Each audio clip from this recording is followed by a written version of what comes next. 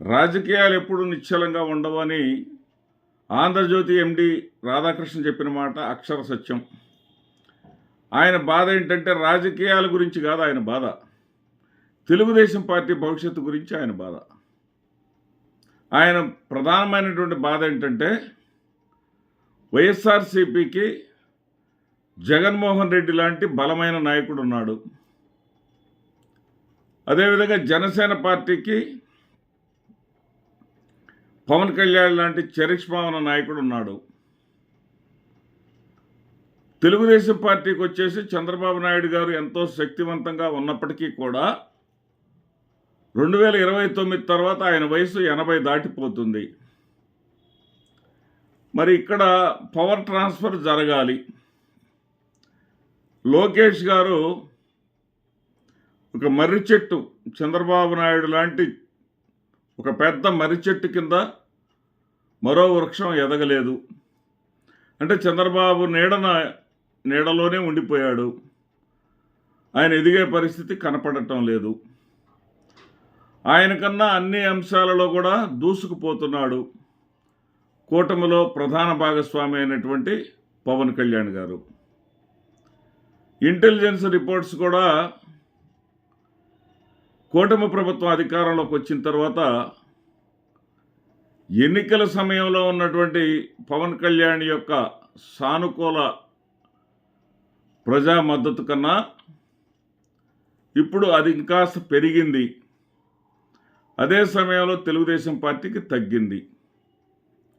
ఎందుకంటే పవన్ కళ్యాణ్ గారు చాలా తెలివిగా, చాలా జాగ్రత్తగా ఏదైనా సరే కూటమి ప్రభుత్వానికి ప్లస్ ఏదన్నా ఉందంటే దాన్ని ఓన్ చేసుకోవడానికి మాత్రం ముందుకు వస్తున్నారు. కూటమి ప్రభుత్వానికి ఏదైనా మైనస్ ఉందంటే మాత్రం ఆ పాపం కూటమి నెత్తి మీదే, అంటే తెలుగుదేశం పార్టీ నెత్తి మీదే పెట్టేసి తాను మాత్రం పవిత్రుణ్ణి అనేటటువంటి స్థితిలో ఆయన ఉన్నాడు.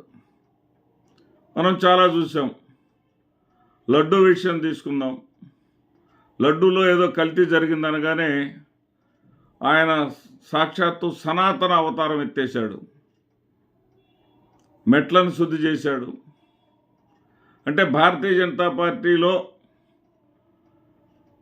భారతీయ జనతా పార్టీని ఆదరించేటటువంటి వర్గాలన్నీ కూడా పవన్ కళ్యాణ్ వెంట నడిచే విధంగా చేసుకున్నారు.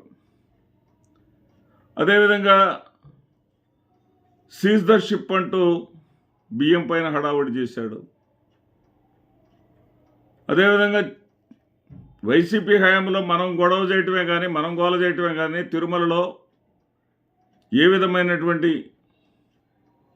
ప్రాణ నష్టం జరగలేదు.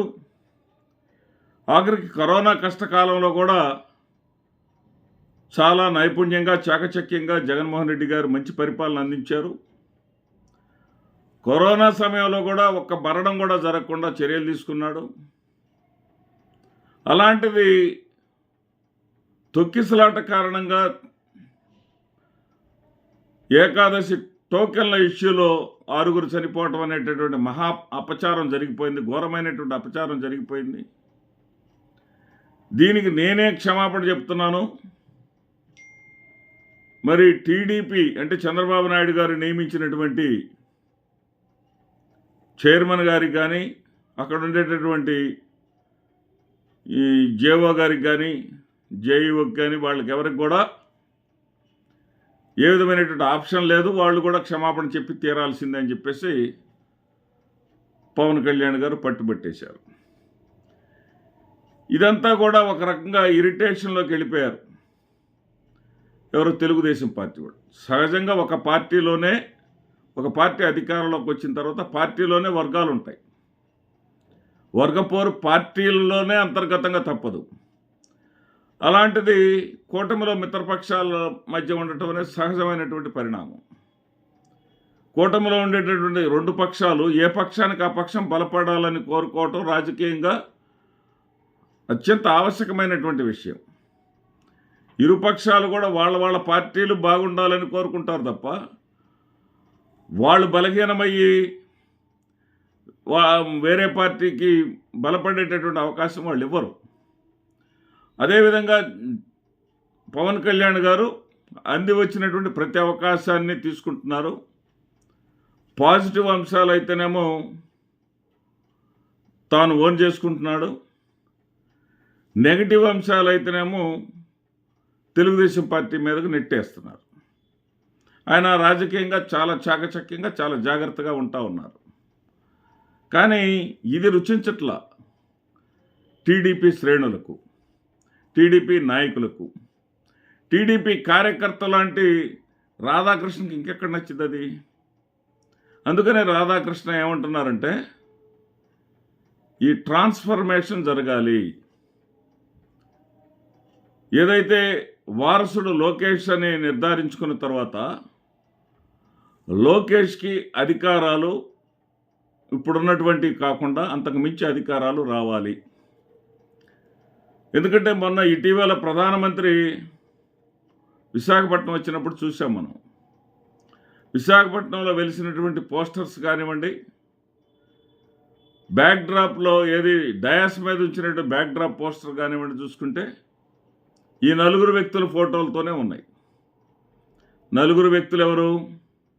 నరేంద్ర మోడీ గారు, అదేవిధంగా ముఖ్యమంత్రి చంద్రబాబు నాయుడు గారు, ఆయన పక్కనేమో వారు పవన్ కళ్యాణ్ గారు, ఇటువైపునేమో నారా లోకేష్ బాబు గారు. అంటే ఆ నలుగురితోనే కథ అంతా నడిచింది. వాళ్ళ ఉద్దేశం ఏంటి? ఆ పోస్టర్స్ వేశారు అంటే తెలుగుదేశం పార్టీ ఉద్దేశం ఏంటి? పవన్ కళ్యాణ్ గారికి ఏమాత్రం తగ్గనటువంటి స్థాయిలో మా లోకేష్ ఉన్నారు అనేటటువంటిది వాళ్ళ ఉద్దేశం. మరి రెండో వైపున పవన్ కళ్యాణ్ గారి పరిస్థితి అట్లా లేదు. పవన్ కళ్యాణ్ గారు ఏమంటున్నారు? శాసనసభలోనే చెప్పారు. ఏమని? చంద్రబాబు నాయుడు గారు 2029 వరకు లేదా 10 ఏళ్ల పాటు ముఖ్యమంత్రిగా ఉండాలని నేను కోరుకుంటున్నానని చెప్పారు. అంతేగాని చెప్పకనే చెప్పినట్టు అక్కడ ఏంటంటే నేను నారా లోకేష్ నాయకత్వాన్ని అంగీకరించబోను అని. ఇక్కడే వచ్చింది తెలుగుదేశం పార్టీ వాళ్ళకి తంట సమస్య. ఎందుకంటే ఎన్టీ రామారావు గారు వృద్ధాప్యంలో తప్పులు చేస్తున్నాడనే కదా, ఎన్టీ రామారావు గారిని ఆ ఒక్క కారణంతోనే కదా మరి లక్ష్మీపార్వతి గారిని బూచిగా చూపించి తప్పించేసింది. మరి ఈ రోజున ఆ వృద్ధాప్యం ఎన్టీ రామారావు గారు మరణించిన సమయంలో ఉన్నటువంటి వయసును మించి ఈ రోజున చంద్రబాబు నాయుడు గారి వయసు వచ్చేసింది. మరి ఈ పరిస్థితుల్లో తెలుగుదేశం పార్టీని ఆయన ఎన్నాళ్ళు నడపగలడు, ఎన్నాళ్ళు ముందుకు లాగించగలడు? ఖచ్చితంగా పవర్ ట్రాన్స్ఫర్ జరిగి తీరాలి. ఆ పవర్ ట్రాన్స్ఫర్ జరగాలి అంటే చంద్రబాబు నాయుడు గారి తర్వాత స్థానంలో నారా లోకేష్ ఉండాలి. చంద్రబాబు నాయుడు గారి తర్వాత స్థానంలో నారా లోకేష్ గారు ఇప్పుడు లేరు. మరి ఎలా ఉంది పరిస్థితి అంటే బాగా పుంజుకొని ఎన్నికల ముందు ఉన్న దానికన్నా కూడా చాలా శక్తివంతుడుగాను బలవంతుడుగాను మారాడు పవన్ కళ్యాణ్ గారు. ఇది ఏమాత్రం రుచించట్లేదు తెలుగుదేశం పార్టీ శ్రేణులకు, తెలుగుదేశం పార్టీ అభిమానులకు, పరమ భక్తులకు. వాళ్ళందరూ కోరుకునేది ఏంటంటే ఉప ముఖ్యమంత్రి పదవి నారా లోకేష్కి ఇవ్వాలి. నారా లోకేష్కి ఉప ముఖ్యమంత్రి పదవి ఇచ్చినప్పుడే బ్యాలెన్స్ అవుతుంది. అప్పుడు ఉప ముఖ్యమంత్రి పదవి డైల్యూట్ అవుతుంది అనేది వాళ్ళ ఆశ, వాళ్ళ కోణంలో. కానీ జనసేన అధినేత అయినటువంటి పవన్ కళ్యాణ్ దానికి అభ్యంతరం చెప్పలేకపోవచ్చు. ఎందుకంటే కూటమి ఏదైతే బంధాన్ని ఆయన అంగీకరించవచ్చు, కానీ క్రింది స్థాయి శ్రేణులు మాత్రం ఎట్టి పరిస్థితుల్లోనూ దాన్ని అంగీకరించవు.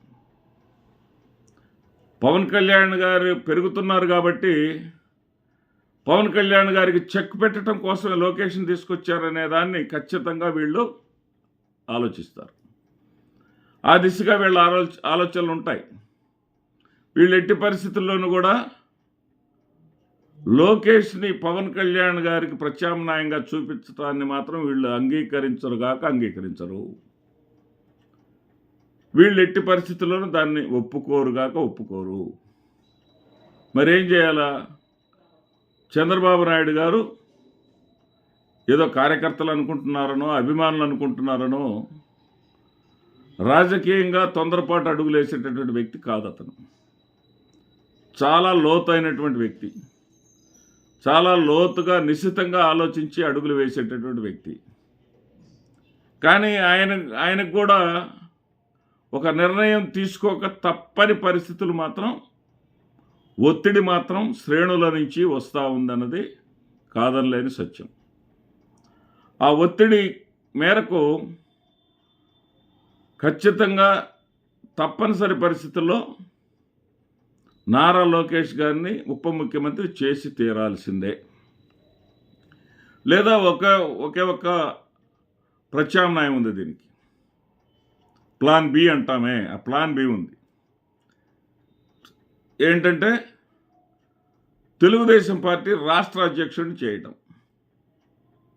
ఇప్పుడేదో రాష్ట్ర అధ్యక్షుడిగా విశాఖపట్నంలో భారీ మెజార్టీతో గాజువాక నుంచి గెలిచినటువంటి పల్లా శ్రీనివాస్ ఉన్నారు.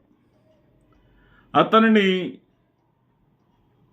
తెలుగుదేశం పార్టీ అధ్యక్ష పదవి నుంచి తప్పించి నారా చంద్రబాబు నాయుడు గారికి తెలుగుదేశం పార్టీ అధ్యక్ష పదవి ఇవ్వాలి అని ప్లాన్ బి ఉంది. అది చేయాలా, ఇది చేయాలా అనే ఆలోచన, ఏది చేస్తే బాగుంటుందనేటటువంటి ఆలోచన చంద్రబాబు నాయుడు గారి మదిలో ఉంది. చంద్రబాబు నాయుడు గారు ఏ రోజుకైనా సరే ఇటు నారా లోకేష్ గారిని ఉప ముఖ్యమంత్రి చేయటమా, లేదా పల్లా శ్రీనివాసుని తప్పించి ఆయన మంత్రివర్గంలోకి తీసుకొని నారా లోకేష్కి పార్టీ బాధ్యతలు అప్పచెప్పటమా, ఈ రెంటిల్లో ఏదో ఒకటి మాత్రం అనివార్య పరిస్థితి ఖచ్చితంగా జరిగి తీరుతుంది. రాబోయే కాలంలో మనం చూస్తాం. అది ఎప్పుడు జరుగుతుంది అనేటటువంటి నిశ్చలం కానటువంటి ఈ రాజకీయాలు సృష్టించేటటువంటి అలజడి మీద ఆధారపడి ఉంటుంది. నమస్తే.